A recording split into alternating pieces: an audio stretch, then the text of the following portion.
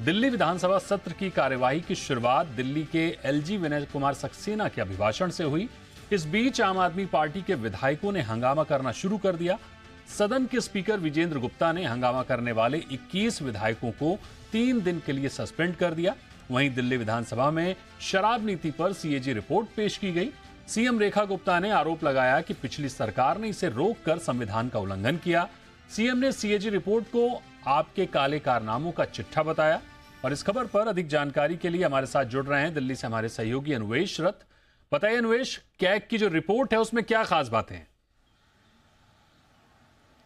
जी दीपक, इससे पहले मैं शुरुआत इससे करना चाहूँगा कि ये जो आम आदमी पार्टी के एमएलएज ने हंगामा करना शुरू किया जब एलजी विधानसभा में बोल रहे थे, उनका ये आरोप था कि सीएम की जो ऑफिस है उसमें से बाबा साहेब भीमराव अंबेडकर और शहीद आजम भगत सिंह की फ़ोटो हटा दी गई थी। इसको लेके उन्होंने वहाँ पे हंगामा करना शुरू किया, लेकिन दिल्ली की मुख्यमंत्री रेखा गुप्ता ने मीडिया को वो कमरा दिखाया, अपनी ऑफिस दिखाया, और वो दोनों फोटोज ऑफिस में अभी भी लगी हुई है। हालांकि वो लोकेशन चेंज कर दिया गया है। इसी के साथ साथ जिस तरीके से कैग की रिपोर्ट यहाँ पे सबमिट की गई है, टेबल की गई है, उसमें ये बताया गया है कि लगभग 2000 करोड़ का घाटा दिल्ली सरकार को हुआ है इस शराब घोटाले को, शराब नीति को लेकर के कथित घोटाला भी जो हुआ था, जिसके वजह से अरविंद केजरीवाल, मनीष सिसोदिया दोनों जेल जा चुके हैं। हालांकि उसके बाद उन दोनों को बेल मिल गई थी। लेकिन इसमें यह भी समझना जरूरी होगा कि 2017-2018 के बाद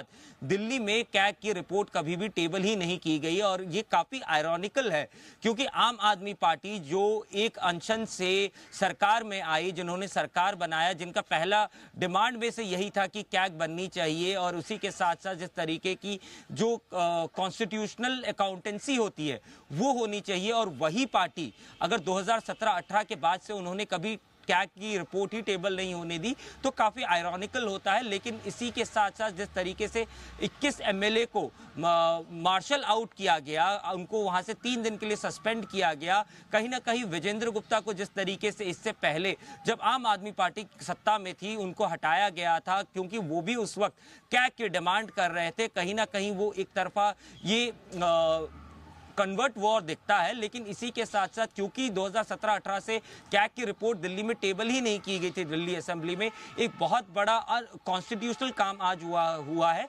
क्योंकि यही बीजेपी का कहना है कि क्योंकि टेबल ही नहीं हो रहा था, अनकॉन्स्टिट्यूशनल काम के साथ हुई है, कर रही थी। तो उम्मीद करते हैं कि आगे भी हंगामा लगातार जारी रहेगा।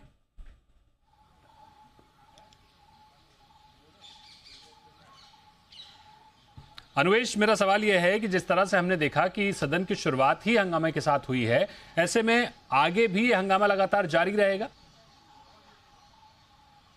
जी देखिए, अभी तो अगले 3 दिन के लिए आम आदमी पार्टी के 21 एमएलए को सस्पेंड कर दिया गया है। अगर सदन में देखें तो टोटल उनके 28 एमएलए हैं। तो जिस तरीके से आम आदमी पार्टी इस वक्त ये कह के हंगामा कर रही है कि सीएम के ऑफिस से बाबा साहेब भीमराव अंबेडकर की और शहीद आजम भगत सिंह की फोटो हटा दी गई है, लेकिन कहीं ना कहीं क्योंकि बीजेपी की जो इस वक्त की दिल्ली की मुख्यमंत्री हैं रेखा गुप्ता, उन्होंने मीडिया को वो कमरा दिखाया, उसमें साफ साफ दिख रहा है कि भगत सिंह जी की फोटो और बाबा साहेब अंबेडकर जी की फोटो दोनों उसी ऑफिस रूम में लगी हुई है। तो कहीं ना कहीं इस मुद्दे पर अब हंगामा करना कहीं ना कहीं आम आदमी पार्टी के लिए मुश्किल होगा। लेकिन वहीं पे अगर बात करें जिस तरीके से आम आदमी पार्टी अटैकिंग मोड पे इस वक्त दिख रही है, तो ये हंगामा आगे भी इस सदन पे चलता हुआ दिखेगा।